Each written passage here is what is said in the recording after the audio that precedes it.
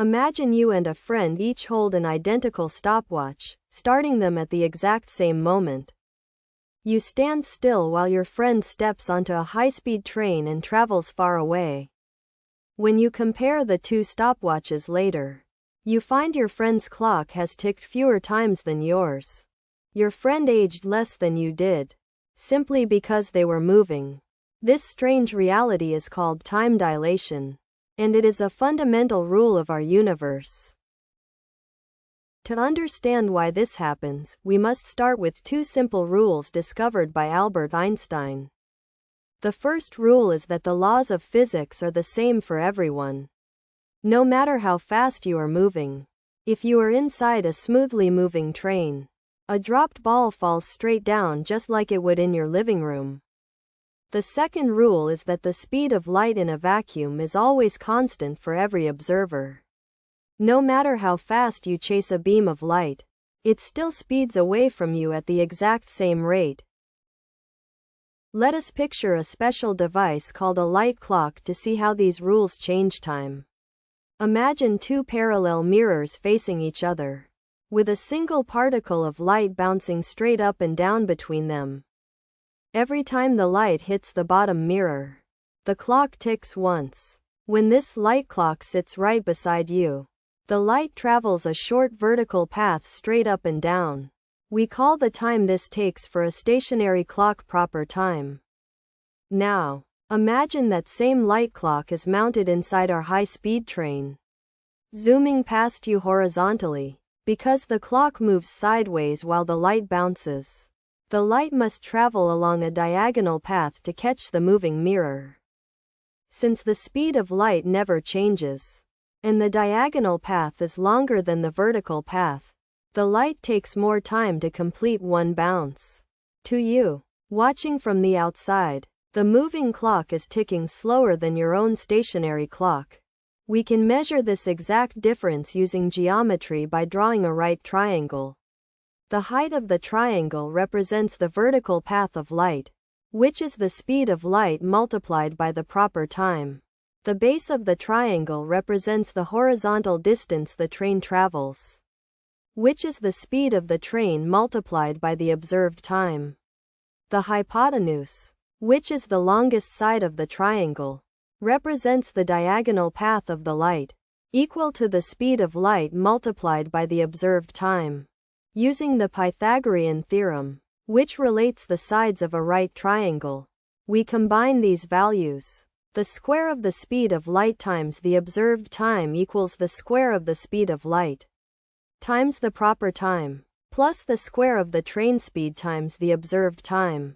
Rearranging this equation lets us solve for the observed time in terms of the proper time, the train speed, and the speed of light. This brings us to the formal formula for time dilation, where the observed time equals a special scaling factor multiplied by the proper time. That scaling factor is called gamma, and it is calculated as 1 divided by the square root of 1 minus the speed squared divided by the speed of light squared. Let us break down every symbol in this formula so it makes complete sense. The lowercase t represents the observed time measured by someone watching the moving object. The Greek letter tau represents the proper time measured by someone who is moving right along with the clock. The Greek letter gamma represents our scaling factor that grows larger as speed increases. The lowercase versus represents the velocity or speed of the moving object. The lowercase c represents the fundamental, unchanging speed of light in a vacuum. Let us plug in some real numbers to see how much time actually slows down at high speeds. Imagine a spaceship traveling at 8/10 the speed of light. We square that speed, giving us 0.64 times the speed of light squared. Subtracting that from 1 leaves us with 0.36. The square root of 0.36 is 0.6. Dividing 1 by 0.6 gives us a gamma value of about 1.667.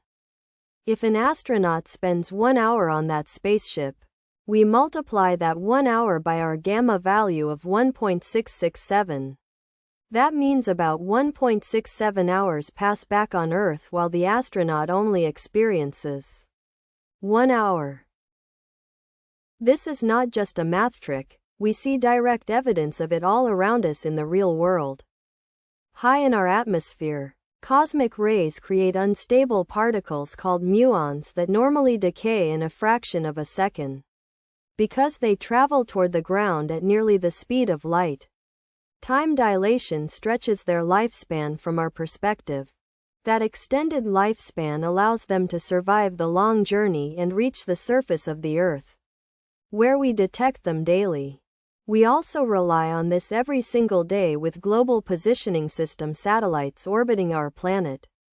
The atomic clocks on those fast-moving satellites tick at a slightly different rate than the clocks on the ground, because they run faster by about 38 microseconds every single day due to combined relativistic effects. Engineers must constantly correct the software.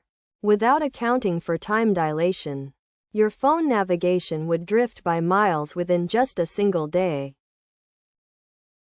You might wonder if time actually feels slower to the person inside the moving spaceship. It does not. To the astronaut, their own clock ticks at a normal, steady pace, and they see your clock on Earth as the one running slow. Motion is always relative, meaning each observer measures time normally in their own frame of reference. What happens if an object tries to reach the absolute speed of light? As the speed of the object gets closer and closer to the speed of light, the bottom part of our gamma fraction gets closer and closer to zero. Dividing by zero sends gamma soaring toward infinity, meaning time would effectively freeze completely. Because of this massive energy requirement, any object with mass can never actually reach or exceed the speed of light. Time is not a rigid background clock ticking at the same rate for everyone everywhere. Instead, it is flexible, stretching out whenever an object moves fast relative to an observer. The speed of light remains constant for all, forcing space and time to adjust around it. And that is how motion changes the very pace of time itself.